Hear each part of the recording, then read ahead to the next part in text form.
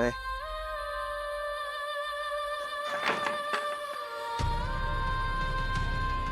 मी परत एकदा तुम्हाला विचारते, असं काय आहे का जे तुम्ही मला सांगितलं पाहिजे पण तुम्ही अजून पण मला सांगत नाही आहात?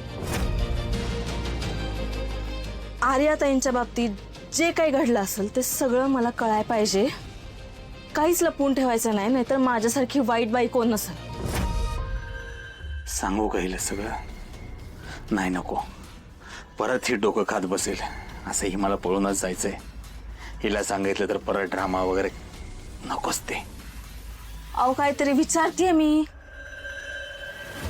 आणि काय हो, एवढा कसा त्या साकेतचा पुळका आला तुम्हाला का पार जामकरच्या घरापर्यंत जाऊन त्याची चौकशी केलीत? असं काय आहे का आर्याताईंच्या बाबतीत जे काही घडलं त्याचा काहीतरी संबंध साकेतशी आहे जो तुम्हाला माहिती आहे पण तुम्ही मला सांगत नाही आहात? असं काय आहे का? अहो बोला ना काहीतरी.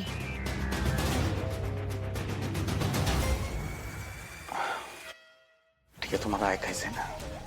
हम्म. हे बघा, लालीची आर्या मॅडम ज्या प्रेग्नेंट होत्या त्या साकेतकडनं होत्या असं तुम्हाला मला सगळ्या गावाला वाटत होतं. पण